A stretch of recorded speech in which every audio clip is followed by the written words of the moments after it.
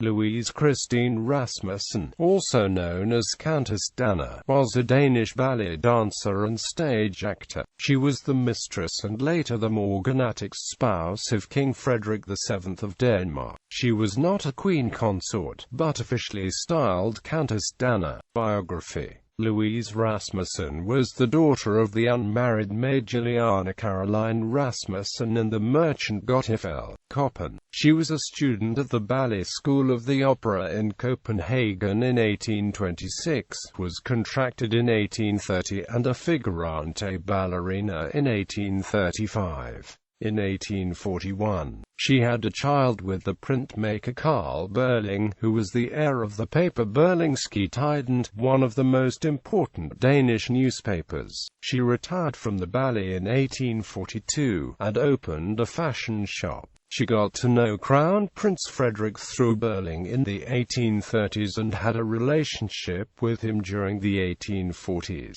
Frederick became king in 1848.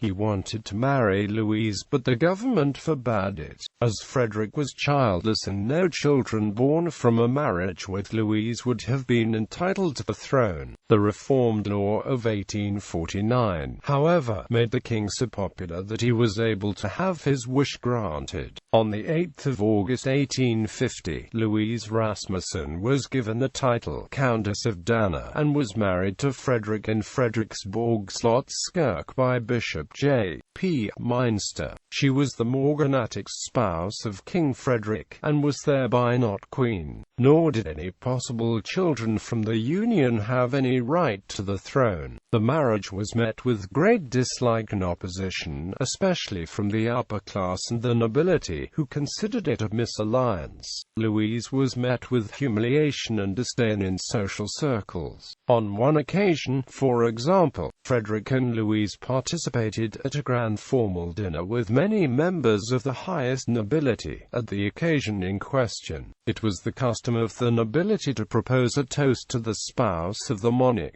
This time, however, no one proposed a toast, even though Frederick and Louise waited for it to happen. Eventually, Frederick lost his patience, stood up and said openly, "As no one here will propose a toast to my wife, I will do so myself," after which the nobility finally raised their glasses. The couple had a secret daughter in 1851, concealed due to complications with the Schleswig-Holstein duchies. The girl was named Mary, and then adopted as Elizabeth Wynne in Wales by cooperation of the British royalty. In 1854, the couple bought the manor, Jægerspris Slot, as a place to spend the private life, and after Frederick's death in 1863, Louise lived a discreet life there. In 1873, she founded Frederick VII's Foundation for Poor Women from the Working Class, and the house was called the Danner House. When she died, she left Jægerspris Slot to the benefit of poor and destitute servant girls, in her last will and testament.